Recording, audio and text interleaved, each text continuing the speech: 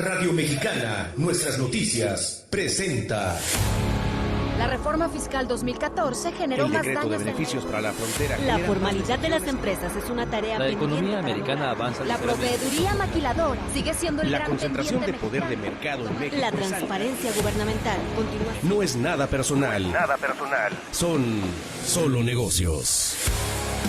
Solo Negocios Radio, las mejores entrevistas y análisis para lograr una toma de decisiones adecuada. Contáctenos. Correo electrónico. correo@solonegocios.mx. Página de internet. www.solonegocios.mx. Facebook. www.facebook.com/solonegociosmx. Twitter.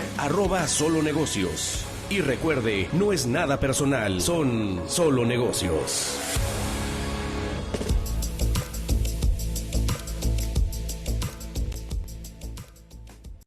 Hola, ¿cómo está? Mi nombre es Alejandro Sandoval, esto es Solo Negocios Radio, transmitiendo a través del 1300 de amplitud modulada, al igual que por internet en Radio Mexicana, nuestras noticias 1300 AM, fanpage en Facebook de nuestra estación de radio, y por supuesto en Solo Negocios MX. Y bueno, pues el día de hoy platicaremos de la economía, tenemos bastante información relativa al acontecer económico en función a que ayer el Banco de México dio a conocer la política monetaria. Por la mañana se dio a conocer la inflación y bueno, no tomó la decisión en base a ese resultado, sino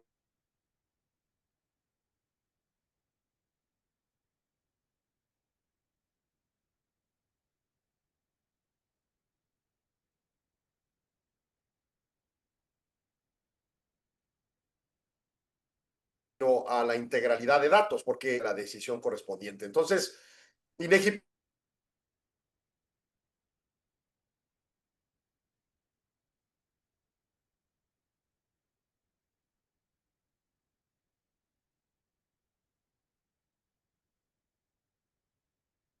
publica inflación, como sea.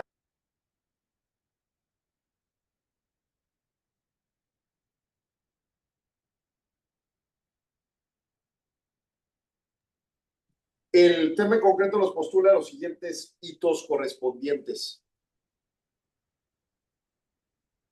Estamos con una inflación que resulta... A ver, estoy batallando con la red. Confírmame, Arturo, si estamos bien en línea, porque siento que se está cortando. Como quiera, tenemos acá esta otra red. A ver si aquí con esta podemos. Pero bueno, voy a continuar. Según yo, estamos en línea. Confírmame, Arturo, si estamos en línea.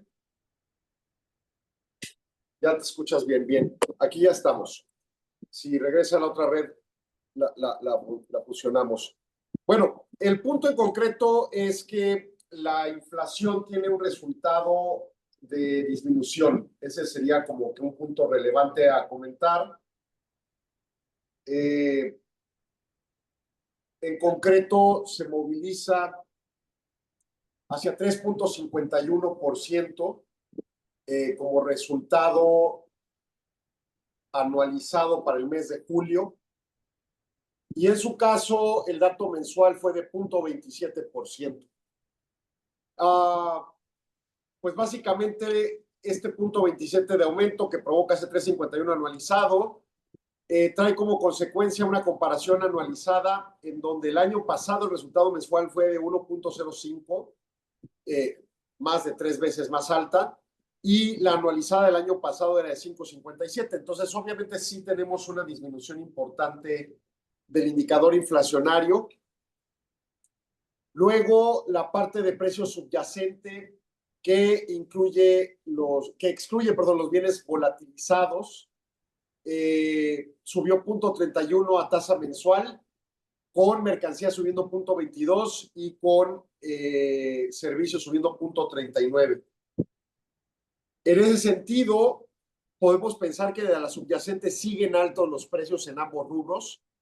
El estándar es que ronden entre 0.10 y 0.20, y el que estén arriba de 0.20 mercancías y 0.39 servicios, pues es un elemento de preocupación hacia adelante, no vigente, pero sí hacia adelante en la implicación propia de lo que puede significar movimientos inflacionarios que se reaccionen hacia el alza y luego dos, también un escenario de inflación que traiga como consecuencia pues permeabilidad a partir de que la no subyacente reaccione por sus circunstancias que la movilizan. Recordemos, la subyacente es una inflación que tiene vínculo a bienes más estrechamente relacionados al mercado. Mercancías que venden las tiendas, pensemos, o sitios de internet, y servicios que venden agentes que se dedican a vender servicios requeridos por los consumidores, desde servicios técnicos, servicios de transporte, servicios alimenticios, servicios turísticos, servicios profesionales, entre varios otros. Y entonces, ese tipo de agentes económicos, sus precios obedecen normalmente reglas de mercado. Claro, si hay prácticas monopólicas, pues tienen una práctica de mercado monopólica, pero teóricamente pues hay regulaciones que disminuyen la incidencia de ese poder de mercado del agente monopólico. En el caso de la no subyacente, que ahorita señalo los resultados, pues es tipo de bienes como los agropecuarios o las tarifas gubernamentales que estén estrechamente vinculados a cosas más alejadas de una definición de mercado en sus precios. Por ejemplo, si bien un entender mercado claro sea el dato de escasez, pues la escasez no se origina por una condición de mercado propiamente, sino por una condición ambiental en los productos agropecuarios o una condición salubre en los productos pecuarios específicamente, o incluso también en los agro, en función de pensar, por ejemplo, un huracán destruye cosechas y por lo tanto no llegan esos bienes al mercado, se escasean y se eleva demasiado su precio. O una enfermedad golpea, algún virus, alguna bacteria, alguna cosa, golpea cosechas, se echan a perder y escasean el mercado. O ese virus o algún otro virus provoca un daño en la res, en los productos de carne de puerco o peces, etcétera, y entonces escasean y por lo tanto pues genera un conflicto. Entonces, la presunción es que los productos que sí siguen reglas de mercado, como los que se clasifican como subyacentes, pues una tasa más alta o una tasa más baja sí tiene una repercusión y reaccionan ante la posición de el Banco de México, ¿no? En cuanto a su tasa de interés. En cambio, no importa qué tan alta la tasa sea o qué tan baja la tasa sea, los productos no subyacentes, los bienes no subyacentes, se van a mover conforme otros determinantes fijen. En los casos de los gubernamentales, las tarifas de gobierno, pues ya sea el ánimo recaudador o el ánimo de concesión del gobierno para ayudar a la población, pues serán los que marquen la pauta en una condición de mercado. Bueno, ¿qué pasa con los no subyacentes? Subieron 0.13% con los agropecuarios y también las tarifas de gobierno con una alza de 0.13%, ligera realmente.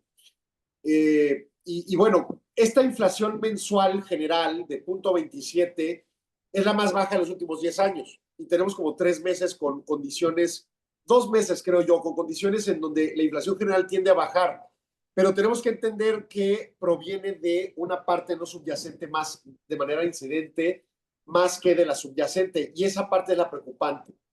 Porque si las condiciones de mercado están llevando a tener precios presionados al alza y se compensa la inflación general con precios, con condiciones ajenas al mercado y a la reacción correspondiente de la tasa de interés del Banco de México, que se presume es alta, pues obviamente no está habiendo un efecto correcto ni de corrección por parte del Banco de México a las condiciones generales de la inflación, y por lo tanto es presumible pensar que ante movimientos erráticos como los que están ocurriendo en la no subyacente, se da espacio, como cuando los movimientos erráticos de la no subyacente suban, va a generar problemas inflacionarios muy pronto. ¿Y a qué me refiero? Bueno, vamos a ver subdesgloses. En la parte subyacente, mercancías, por ejemplo, trae un movimiento anualizado o vamos a ver los mensuales más bien. Alimentos, bebidas y tabaco, parte subyacente, o sea, ya procesados. 0.43% mensual, perdón. El año pasado fue 0.20. Le digo que el estándar es entre 0.10 y 0.20. Y ahora es más del doble, pues obviamente genera una preocupación ese tipo de productos. Mercancías no alimenticias, 0.05, bajísimo. Y extraño, porque el contexto de nuestras mercancías consumidas en México no alimenticias está contextualizado en un escenario de importación relevante. O sea, muchos de los productos que consumimos, llámese un celular, una computadora, ropa, etcétera, pues son cosas que importamos en una proporción importante. Y entonces, en un escenario donde el resultado de la mercancía esté bajo, en un contexto globalizado tan errático por las tarifas arancelarias del gobierno de Estados Unidos, pues trae sospechas de que hay quien se está comiendo los precios, los costos, pero al final del día puede haber reacciones inmediatas como la Reserva Federal está señalando que puede pasar en cualquier momento y por lo tanto no está bajando la tasa, ¿no? Ese es el temor. O sea, no es un tema mexicano expresamente, sino de las consecuencias de nuestro contexto global. En la parte de servicios fue 0.39, también muy alta, con la vivienda en 0.28 alta, y hay problemas en la estructura de construcción de vivienda en México. Y luego educación, traemos 0.11. Teóricamente julio es un mes pues donde ya empieza a pagarse inscripciones y cosas de ese tipo, pero más agosto, así que veríamos más repercusión en el rubro específico durante el reporte de la última quincena de agosto y la primera mensualizada de septiembre, que ya hable de agosto completo. Y la parte más preocupante es otros servicios, que sigue después de 5 años, o sea, 2021, 22, 23, 24 y 25, continuamente repercutido, que son servicios turísticos, servicios médicos, loncherías, fondas, taquerías, restaurantes similares, centros nocturnos, etcétera. 5 años continuos de inflación muy alta, que obviamente trae astringente a la posición de ese submercado, que sigue vendiendo, pero cada vez a precios más altos. Y no me lo puede negar que ir a un restaurante cada vez es más caro, que ir a un centro nocturno, que ir de vacaciones, etcétera, etcétera. Y entonces genera preocupación. Ciertamente el año pasado fue más alto, fue de 0.79, pero no termina de ceder a los 0.10, 0.20 normal. Y las altas tasas de interés del Banco de México no repercuten en el mercado. Y entonces hay que ver qué está originándolo. Y claro, la primera idea son los altos salarios, son los altos costos laborales, es el alto costo del seguro social, etcétera, etcétera, etcétera. En la parte no subyacente, las frutas y verduras subieron 0.17 bajo, los pecuarios 0.11 bajo, además de que el mes pasado habían subido alto los pecuarios por el gusano barredador, al parecer empieza a ceder el terreno ese problema. Los energéticos 0.13 con los propios, perdón, 0.08 y los de gobierno 0.23, relativamente estables. Entonces, creo yo que los energéticos me preocupan porque la gasolina está históricamente baja en mucho, más allá de los esfuerzos de OPEP de movilizar los precios, creo yo, vinculado estrechamente al escenario de que Texas fundamentalmente sigue exportando y, bueno, extrayendo petróleo a lo loco y logran tener dominado el mercado por encima del cártel de la OPEP. Y dos, todo lo errático que ha provocado la casi guerra mundial que iban a ocasionar Israel y el país de Irán, y luego la problemática con Rusia y la problemática con Estados Unidos no ha repercutido en precios de gasolinas al momento. Pero nada quiere decir que eso no pueda repercutir fuerte, ¿no? Entonces habrá que evaluar hacia adentro qué es lo que estamos haciendo para efectivamente provocar una disminución, ¿no? Y hay que recuperar la capacidad adquisitiva de los trabajadores, de acuerdo, pero sin planeación, ese es el tipo de efectos que provoca el subyacente. ¿Va bajando la inflación? Sí, es un hecho, pero el problema es que estamos en un polvorín. Un segundo, Arturo. Comparativo multianual, la subyacente está en una media tabla con sesgo medio plano. La no subyacente es la más baja en los últimos 10 años. Entonces, la no subyacente es la que nos está ayudando a bajar la inflación. Dependemos de cosas que no tienen que ver con el mercado. Y eso es peligroso. Bueno, me piden un corte comercial. Regresamos en unos segundos. No se vaya, siga en Solo Negocios.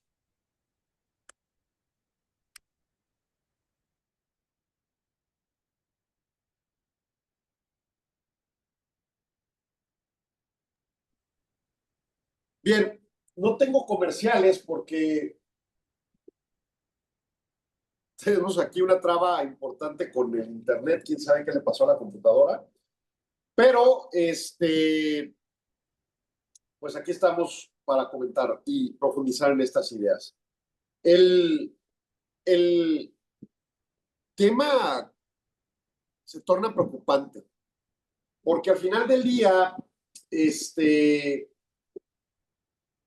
pues ciertamente no estamos en un contexto donde la economía debamos de provocarle presiones inflacionarias por inducciones propias. No considero que congelar políticas públicas cuasi de acción afirmativa o de acción afirmativa, por ejemplo, que se pudieran evaluar o clasificar así las de laborales, deban de congelarse, valga el comentario, lo acabo de decir, ¿no? Pero sí deben de replantearse en una planeación. Por ejemplo, este esfuerzo de la Asamblea Popular que se realizó para el tema de la jornada laboral y que se plantea ya iniciando septiembre, se presente la iniciativa.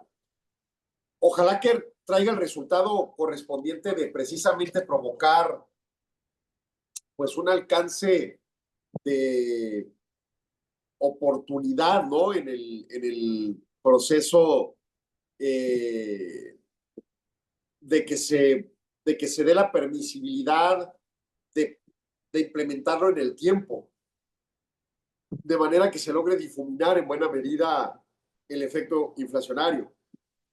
Pero las alzas salariales, por ejemplo, una muestra de que no se está haciendo una planeación plena, aun cuando la doctora Sheinbaum planteó, mi interés es que al final del sexenio haya una capacidad de compra con el salario mínimo de 2.5 veces la canasta básica, de acuerdo. En la frontera norte, en Juárez en particular, ya lo cumplimos desde el año antepasado. Y sin embargo nos siguen subiendo al mismo ritmo los salarios. Y entonces te va generando presiones inflacionarias innecesarias. Creo que la de Juárez no la tengo aquí a la vista, pero resultó cerca del 5%. Estamos regresando al aire 1300 AM. Entonces, pues ahí es donde reviste si vamos a hacer una planeación seria, no comparable con ningún otro gobierno, o sea, de hoy en adelante, para efectivamente aplicar políticas públicas que mejoren las condiciones de vida de todos, pero sin sacrificar a todos, por ejemplo, la inflación. Y es que el problema más grave de las políticas públicas es que tienden a ser inflacionarias. Ya lo sancionamos con las reformas constitucionales del año pasado, que algunas ni siquiera las han implementado de manera eficaz. Y sin embargo, pues ahí tienes el resultado, ¿no? Presiones inflacionarias. Con una promesa de presiones inflacionarias grave con el tema de aranceles. Y que ahorita hay quien todavía puede pensar, no, pues es que no va a pasar. Mira, no ha pasado, no va a pasar.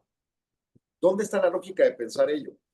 Que haya agentes económicos dispuestos a sacrificar, no por bondadosos, sino por no perder cuota de mercado, la estructura de, por ejemplo, la estructura de rentabilidad o el entero a deuda, cuando ya, por ejemplo, los grandes corporativos estadounidenses están altamente endeudados, pues significa que en cualquier momento va a empezar a permear las alzas en precios. Y eso, para Estados Unidos, hablamos de productos que importamos y que no, o sea, también mucha gente dice, bueno, pues ya no los importemos. No es así como funciona la vida, ¿no? Y entonces va a permear en un alcance inflacionario. Y luego, en servicios, tenemos una gran cantidad de consumo de servicios. Nada más esta plataforma en la que estamos utilizando para este programa, todas las redes sociales y todos los servicios de streaming y demás, pues son pauta de que van a tener presiones inflacionarias eventualmente y van a llegar a nosotros. Y luego, si nosotros mismos inducimos políticas públicas que aparentan ser muy bondadosas, pero terminan sacrificando, pues vamos a tener presiones inflacionarias hacia adelante. Y entonces, pues hay temas a considerar en el proceso de construcción de políticas públicas, ¿no?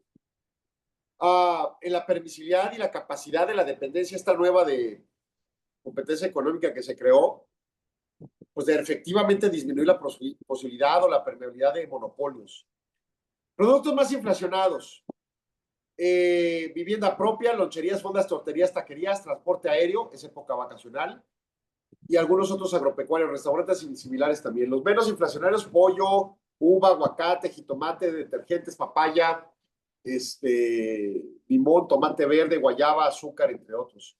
Ciudades más inflacionadas, Oaxaca, Chetumal, Quintana Roo, Cancún, Quintana Roo, Fresnillo, Zacatecas, Tepatitlán, Jalisco, Durango, entre otras. Las menos inflacionadas, Córdoba, Veracruz, Esperanza, Sonora, Acapulco de Juárez, en Guerrero, Saltillo, Coahuila, Zaragoza, Puebla, Izúcar de Matamoros, en Puebla, Pachuca, Hidalgo, entre otras. Y luego la inflación al productor, que también es muy preocupante, ¿no? La inflación al productor trae un resultado de una posición disminuida de 0.48, o sea, negativo, en el mes de julio, y 3.77 anual, bajando importante. Luego, hace un año fue de 0.60, y pues, o sea, casi 100 puntos más de diferencia, y 5.32 la anualizada. Así que baja de manera importante la inflación al productor. La parte de mercancías intermedias y servicios baja 1.17 anualizado y sube 3.11 anual. Perdón, 1.17 mensual y 3.11 anual. Hace un año fue 0.73 positivo y 5.48 mensual y anual respectivamente. Y en el eslabón final es, o sea, la última eslabón de la cadena productiva, negativo 0.21 mensual y positivo 4.03 anual. Creo que tiene un bajón importantísimo. Y vuelvo a cuestionar, ¿no? ¿A partir de qué ocurre? ¿A partir de los aranceles no puestos? O sea, sí existen. ¿A partir de concesiones contra rentabilidad? Probablemente. Pero, pues, eventualmente hay un límite. A partir de la tasa alta de interés, pudiera tener un cierto alcance, pero recordemos que la gran parte o sea, que la comparación de política monetaria, por ejemplo, de Estados Unidos con México es la exuberante bancarización de los estadounidenses frente a una muy limitada bancarización de los mexicanos. Entonces, tampoco la tasa de interés es como que marca una pauta gravísima, ¿no? Entonces, la desaceleración, pues también, ¿verdad? Estamos creciendo cero, entonces, pues también eso podía traer como implicación el sacrificio al extremo con tal de no perder cuota de mercado y no cerrar, ¿no? Entonces sí baja la inflación y tiene algunos meses con tendencia bajista en la parte de productor, pero la construcción de costos continúa ocurriendo. Entonces hay un tema. Ahora, por ejemplo, energéticos, que es un insumo central para productores, no ha tenido repercusión alta y en muchos por el contexto internacional. El no aumento del petróleo y al contrario una baja anualizada de creo que 11% trae registrado la Energy Information Agency de los Estados Unidos, ayuda, ¿no?, a que CFE no produce electricidad, que creo que es el 60% con gas natural, a precio alto, lo hace a precio bajo y por lo tanto no permea tanto a productores. Pero los insumos por sí mismos que importas, que van y vienen por el planeta y que pasando por Estados Unidos tienen repercusión arancelaria, o con países que sí tienen represalias en contra de Estados Unidos, pues no está generando una permeabilidad en este momento. Pero ¿por cuánto tiempo lo vamos a poder aguantar, no? Esa es la pregunta relevante, ¿no? Entonces, hay justificaciones para entender por qué esta construcción de precios no está mostrando las promesas de altos precios que desde hace casi 6 meses estamos planteando. Pues sí, se pueden explicar, pero el riesgo sigue ahí. Y suponiendo que de la noche a la mañana llegara el gobierno de Estados Unidos a decir, no, ya no va a haber aranceles y toda la globalización de nuevo adelante, no creo que sea suficiente como para no generar una permeabilidad momentánea, al menos de que de repente se disparen precios. O sea, el riesgo ya está mucho más sesgado a un siniestro que a un solo riesgo que nunca pasó nada, ¿no? Implicaría demasiados sacrificios por entes corporativas que de nuevo no hablamos de nada más mega empresas, o sea, también hablas de pequeñas empresas que tienen que repercutir y ahí está la muestra de restaurantes, fondas y taquerías. No pueden contener los costos, ¿no? Bueno, ante esto y todo el contexto de información que utiliza el Banco de México para tomar sus decisiones, ¿cuál fue su decisión ayer? En concreto, la decisión fue bajar 25 puntos base la tasa de referencia del banco a 7.75 a partir de hoy, 8 de agosto. Y narra lo siguiente. Dice, se estima que el segundo trimestre de 2025, o sea, de abril a junio, la actividad económica global se expandió a un ritmo ligeramente mayor al del primer trimestre. Incluso recordemos sesgos negativos, incluso para México, en primer trimestre y segundo trimestre con una cierta recuperación. Muy mala, un mal resultado en términos multianuales comparativos o en términos, pues, complicados, pero lo cierto que mejor el segundo trimestre, ¿no? Y luego, ante el actual entorno de tensiones comerciales, dice el banco, se sigue anticipando que se va a dar una desaceleración en este año e incluso el próximo. O sea, ya las proyecciones, aun cuando se arreglaran por convención o el Tratado México, Estados Unidos, Canadá o por acuerdos internacionales bilaterales, como es el ánimo del gobierno de Estados Unidos hoy en día, pues el impacto ya está como para que genere una proyección de desaceleración, no de recesión, sino de que el crecimiento disminuya, o sea, siga habiendo crecimiento, pero cada vez menos acelerado, ¿no? Los mercados financieros, como quiera, muestran ligera menor volatilidad. El efecto taco, ¿verdad? Trump always, ¿cómo dicen? Siempre se echa para atrás. No me acuerdo de la C qué significa en inglés. Pero bueno, el punto es, pues digo, recordemos las reacciones de los mercados el 1 de abril cuando ponen los aranceles recíprocos a Estados Unidos y el impacto es supranegativo. El anuncio que dijeron el 1 de agosto, el mercado así como que, sí, ok. Trump always chickens out, ¿no?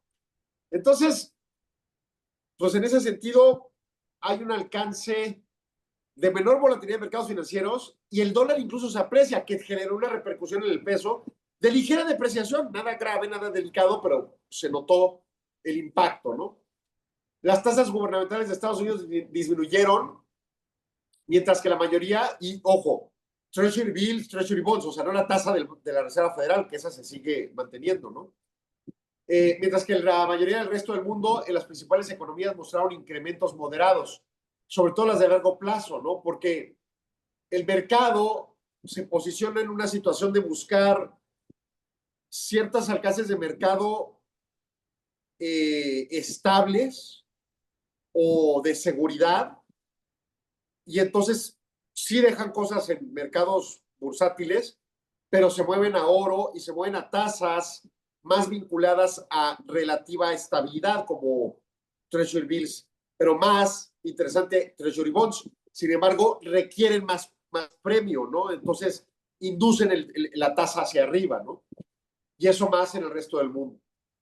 Un segundo, Arturo. Entre los riesgos globales destaca el escalamiento de tensiones comerciales, el agravamiento de los conflictos geopolíticos. Digo, se supone que se dio el tema de guerra global a partir de Israel-Irán, pero no está cediendo ningún tema de conflicto geopolítico en esa zona. Y luego ahora se acelera con estas posiciones más agresivas de Estados Unidos respecto a Rusia y con respecto a Ucrania. Entonces, conflictos geopolíticos siguen en la mesa, ¿no? Y obvio, lo principal, más allá del daño humano que se reconoce existe, pues el impacto inflacionario que pueden ocasionar conflictos de este tipo. La actividad comercial por sí misma se afecta, la actividad económica y la volatilidad del mercado financiero son los elementos de balanza de riesgo. Bueno, Arturo me manda corte, denme un segundo, regresamos, no se vayan, siguen Solo Negocios.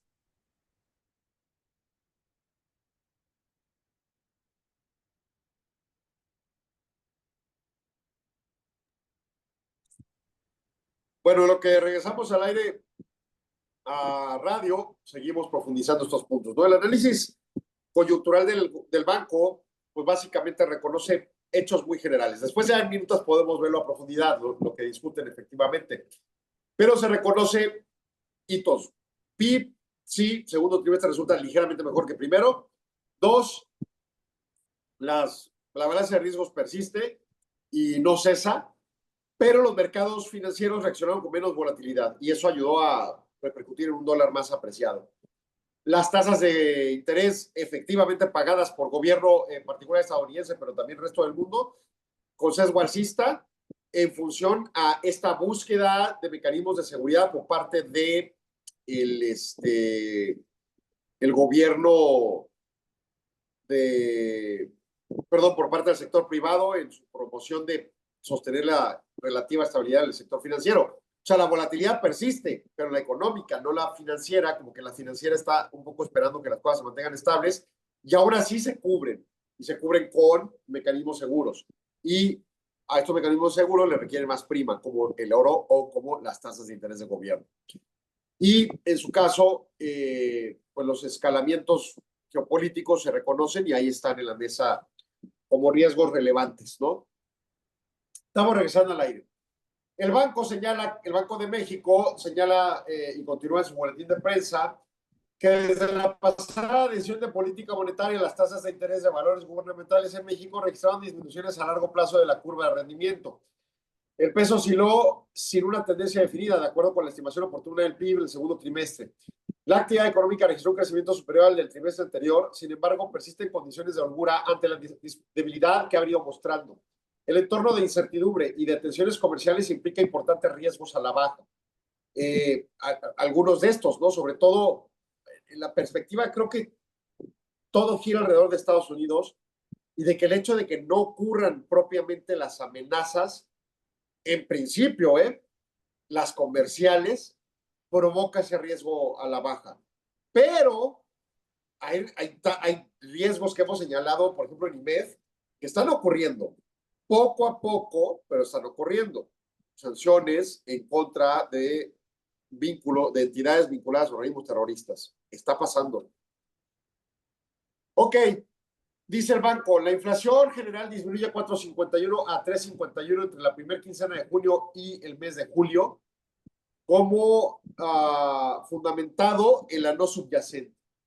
La subyacente de 4.20 a 4.23 sube ligeramente, pero está ahí, ¿no? Las expectativas siguen subiendo, o sea, la credibilidad de qué es lo que va a pasar hacia adelante sigue al alza. Las de mayor plazo se mantienen relativamente estables, pero arriba de la meta. La meta es 3%, están ligeramente arriba, ¿no? Que pues es la lectura de la encuesta de expectativas del sector privado, ¿no? Entonces, en esa lógica, el banco dice, pues no estamos teniendo el efecto que necesitamos con esta alta tasa, que ha venido bajando en 3 veces continuo en 50 puntos base. Entonces, pues el banco reconoce que hay una limitante que no está logrando traspasar y dice, los pronósticos de la inflación se mantienen prácticamente sin cambios. Las previsiones para la parte subyacente tienen cierto ajuste al alza en corto plazo.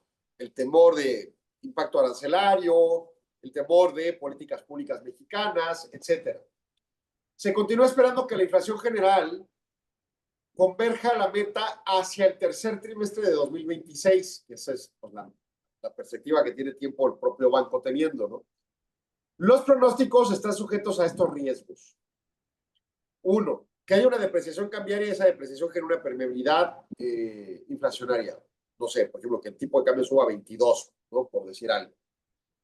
Dos, disrupciones por conflictos geopolíticos o políticas comerciales. O sea, que las aranceles generen un impacto inflacionario, que haya una guerra que provoque escasez de productos y genere un impacto inflacionario, por ejemplo, en la zona del Medio Oriente, pues, que eleve el precio del petróleo y por lo tanto pues, genere un impacto en una multiplicidad de insumos que importamos y por supuesto en gasolina.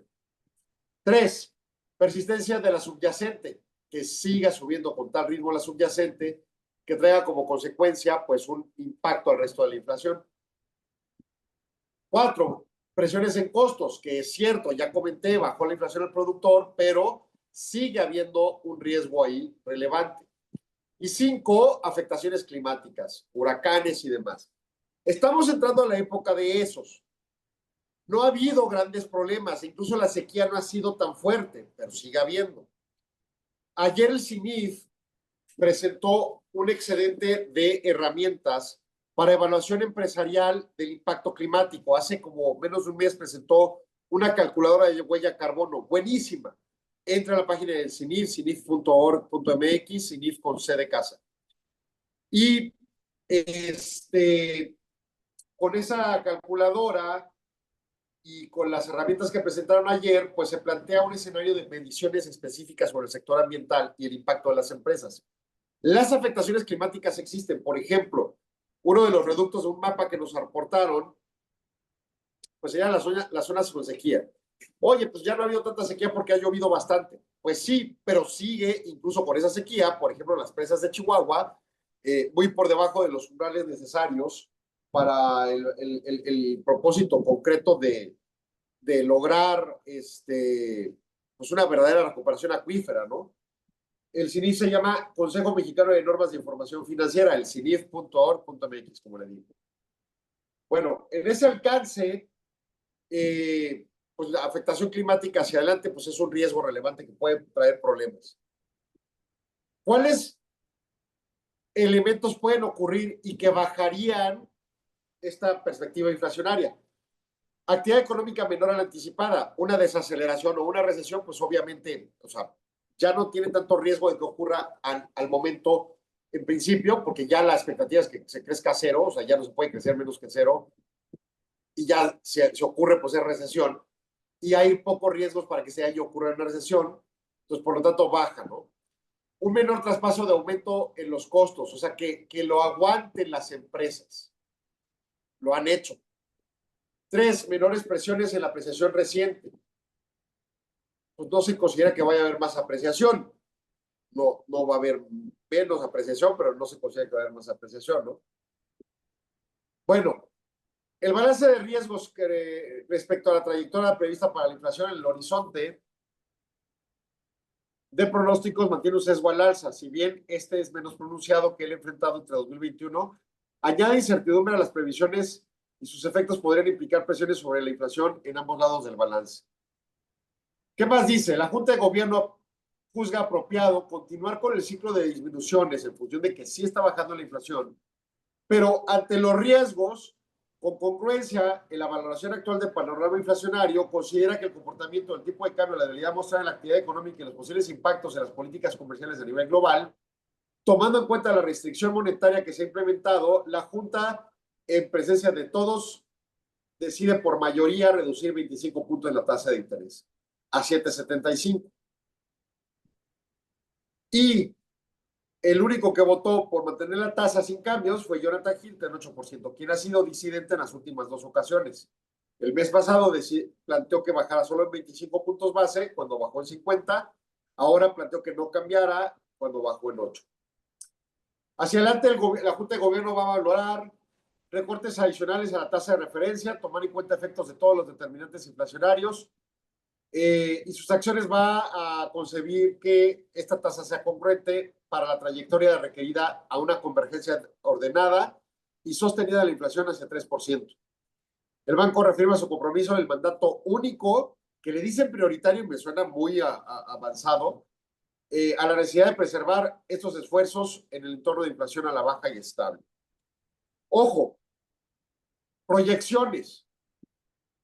No se espera que mejore el entorno inflacionario hasta el tercer trimestre en cumplimiento de meta de 3%, o sea, igual sí se logra una continua disminución, pero no la meta hasta el tercer trimestre de 2026, tanto la inflación general como la subyacente. Bueno, la subyacente incluso en el tercer trimestre, ¿no? Las dos en el tercer trimestre, perdón. Memorándum su perspectiva de variabilidad es también tercer trimestre y un comentario subyacente. Me faltan 2 minutos para el corte.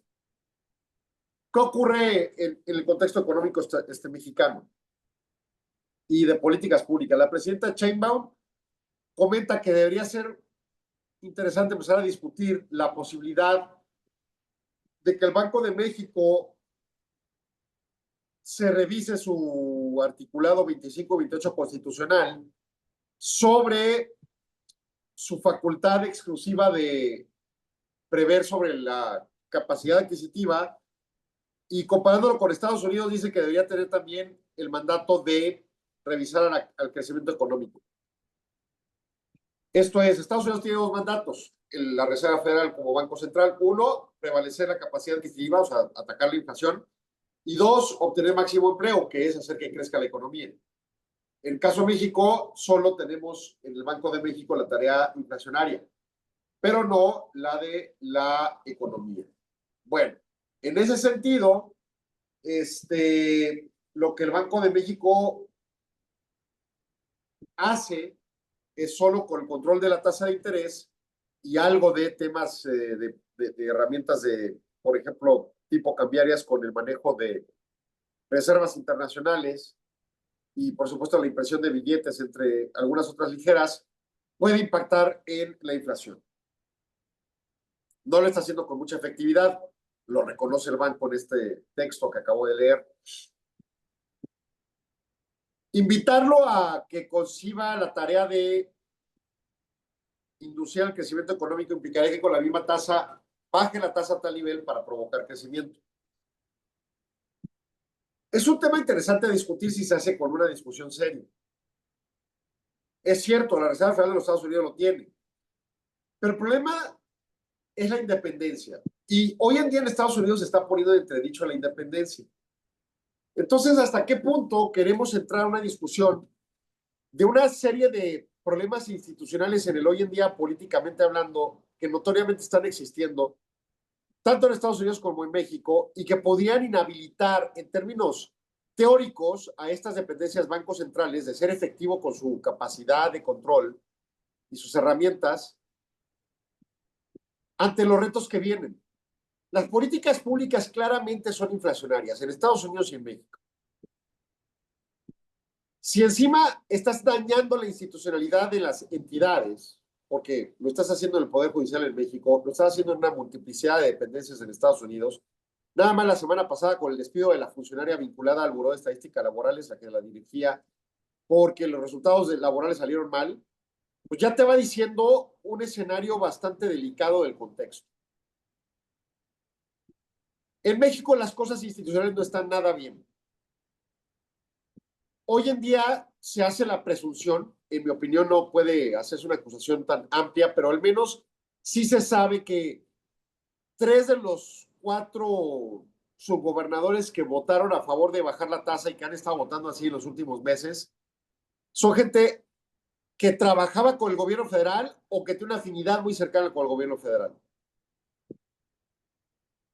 Entonces, en esa lógica, en mi opinión, hay un riesgo importante de perder la institucionalidad o de ponerle en entredicho, al menos con sospechas. Y la confianza es lo que da la fortaleza a la herramienta de la tasa de interés. O sea, la tasa de interés es una herramienta y punto. Sin confianza del mercado, no sirve de nada. Y entonces la confianza se puede perder por esa pérdida de institucionalidad, bajo la credibilidad de que están siendo más nobles estos subgobernadores y la gobernadora con el gobierno federal que con el mercado y su tarea constitucional. Si eso continúa, que tengan la tarea de crecimiento económico, pues sería todavía peor en el contexto de sus decisiones, independientemente que sea correcta la decisión técnicamente hablando. El riesgo se aumentaría y eso es muy peligroso. Voy a corte, regreso en segundos, no se vaya, siga el Solo Negocio.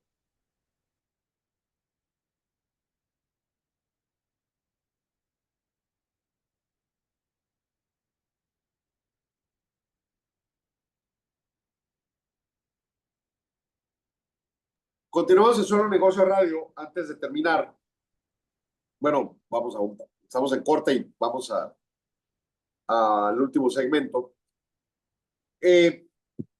Sí, la presidenta Sheinbaum tiene razón en poner en la mesa de discusión cambios institucionales ante el advenir de una evolución de mercados que debería de ocurrir. Pero yo creo que el primer punto de discusión es uno crítico político en contra del gobierno y el partido del poder, que en su caso me parece tiene que ser seriamente entendido.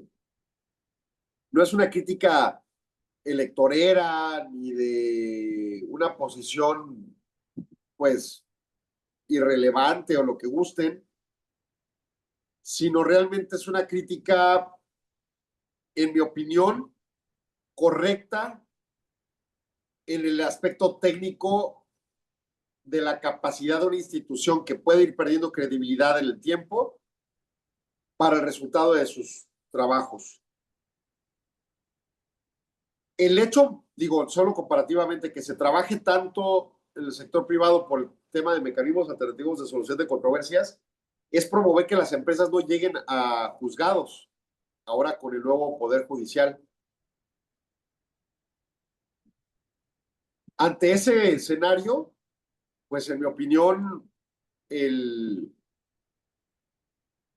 Banco de México podría ir perdiendo pues esta confianza que tiene el mercado en él si continúa habiendo una determinación con un sesgo claro de favorecimiento gubernamental más que de protección a los intereses del mercado.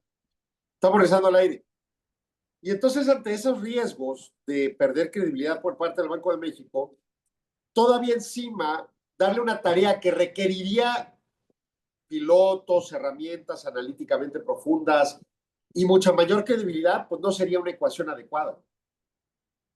Sería tanto como poner de tajo las 8 horas disminuidas de jornada laboral en enero y aumentar simultáneamente a 30 días el aguinaldo y aumentar en 20% el salario mínimo. O sea, sería el acabose para muchas operaciones económicas independientes.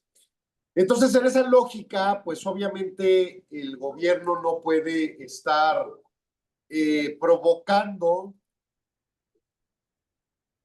irregularmente políticas que puedan poner entredicho a las construcciones institucionales. El Banco de México batalló del 96 que se autonomizó hasta el 2007, ya de manera estable, 2005-2007, lograr bajar la tasa por debajo de los 10 puntos porcentuales de inflación, a un solo dígito. Y la primera ocasión que se logró la meta creo que fue en 2008, 2007, por ahí. O sea, por abajo de 4% a rango.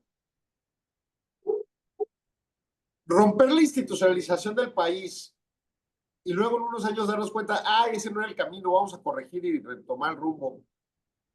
Y creer que de inmediato vamos a recuperar la confianza es súper infantil. Eso no va a pasar.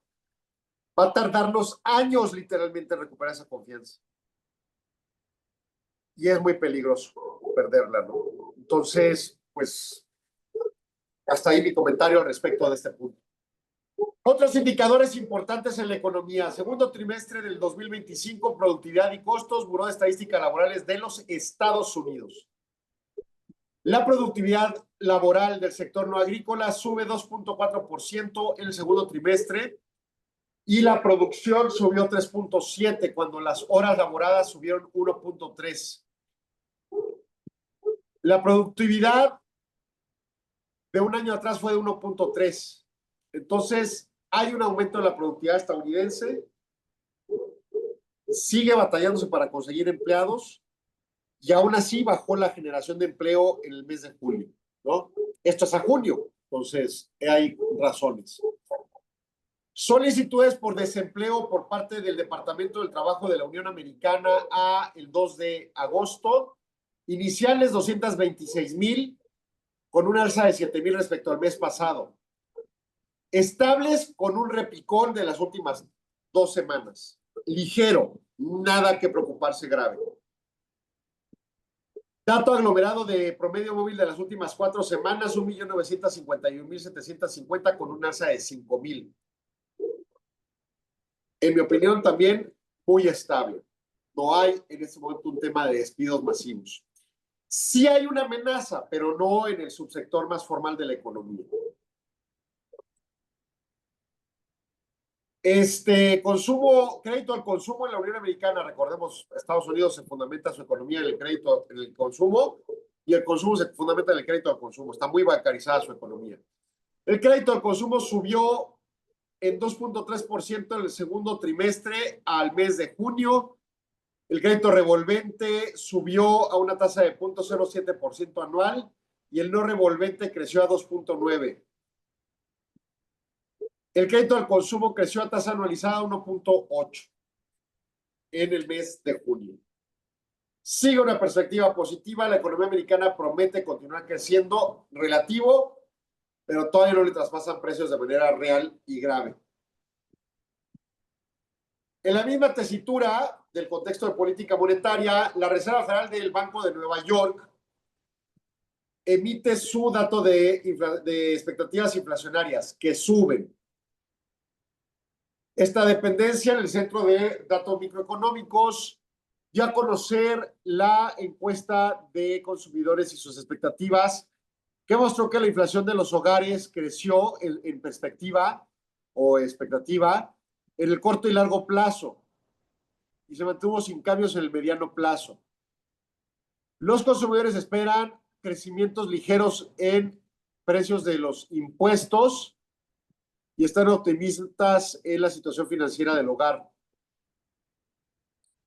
La expectativa inflacionaria mediana sube en el mes de julio 3.1% desde el 3% del promedio de 5 años. Respecto al 3% del mes anterior de junio. Y el promedio de 5 años tiene un rango de 2.9 a 2.6.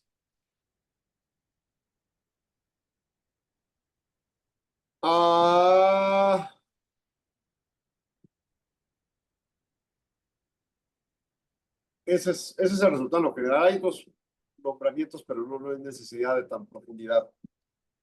Otros datos interesantes mexicanos. Y México publica registro automotriz de vehículos ligeros.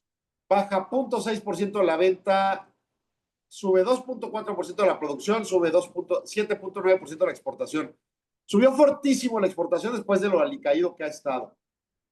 El contexto, una venta al público en México que baja, ya no estamos vendiendo fuerte en automotrices mexicanas, pero la producción total sube ligero y la exportación sube fuerte, así que bien. Pero sube anualizado, o sea, de agosto del año pasado a julio de este año. En lo que va del año, baja 1.38% de las exportaciones, así que no muy bien el sector automotriz. Otro dato del Banco de México, el indicador mensual de actividad industrial por entidad federativa para el mes de abril suben Puebla, Sonora y Aguascalientes, bajan Guerrero, San Luis y Quintana Roo. Dato mensual, dato anualizado, suben Tamaulipas, Baja Sur y Guanajuato, Quintana Roo, Campeche y Tabasco a la baja. Chihuahua baja 1% mensual, 1.4% anualizado. Y finalmente, el Buró del Censo de Economía de los Estados Unidos publicó su dato de comercio mayorista mensual, ventas e inventarios. En junio las ventas de mayoristas menos los manufactureros con ajuste estacional, pero se mueve 0.3% al alza respecto al dato de mayo. En abril a mayo el movimiento fue de 0.3% negativo. Inventarios, bueno, ¿qué es 0.3% ahí en el rubro porcentual? A mi gusto alto, pero no grave. En ventas, ¿no? No así súper relevante, pues. En inventarios, el movimiento es de 0.1% al alza y la tasa de ventas inventarios es de 1.30%, hace un año fue 1.35%, así que relativamente estable. Luego tenemos también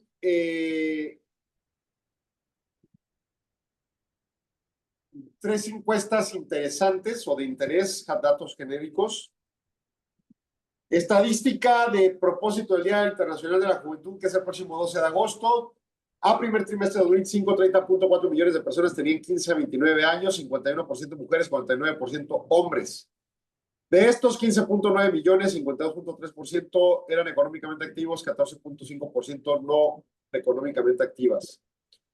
85.9% de las y los jóvenes fuera de la actividad económica no estaba disponible para trabajar, situación más común en mujeres, 87.3%, y en hombres, 83.6%. ¿Recuerdan los datos altos de gente que está en posición de población económicamente activa disponible a trabajar?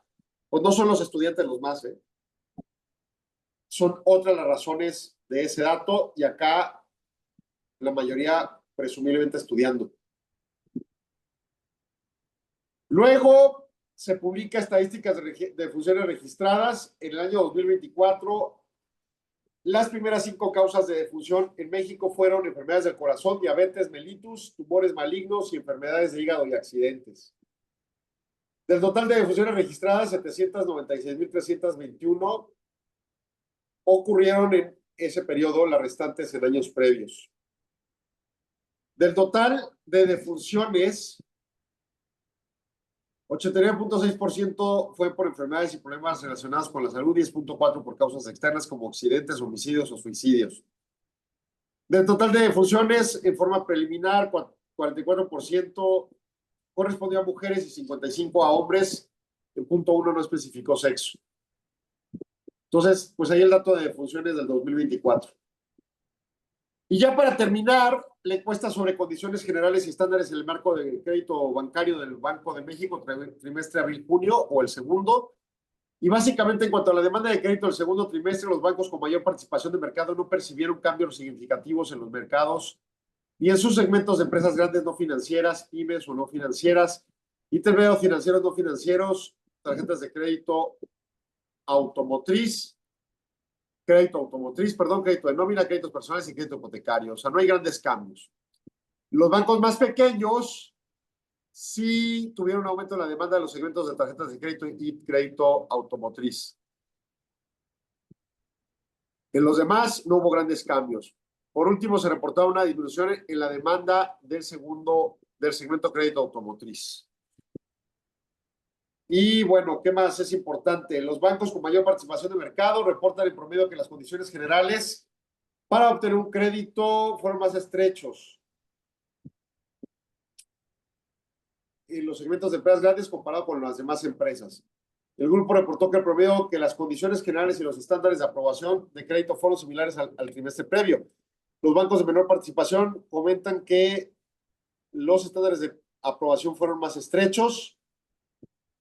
Este grupo reportó en promedio condiciones generales similares al trimestre previo y finalmente todas contextualizan a pymes no financieras, intermediarios financieros, no bancarios, crédito automotriz, crédito de nómina, créditos personales y crédito hipotecario. Y bueno, pues ya con eso terminamos, se nos acabó el programa, agradecemos a todos por su atención. Arturo, muchas gracias por tu apoyo. Nos escuchamos el próximo lunes en punto de las 4 de la tarde en Solo Negocios Radio con Guillermo Soria Magaña. Hasta pronto. Agradecemos su atención. Nos escuchamos de lunes a viernes de 4 a 5 p.m. a través de Radio Mexicana 1300 AM. Contáctenos. Correo electrónico. @solonegocios.mx. Página de internet. www.solonegocios.mx. Facebook. www.facebook.com/solonegociosmx. Twitter. @solonegocios. Y recuerde, no es nada personal, son solo negocios. Radio Mexicana, nuestras noticias, presentó.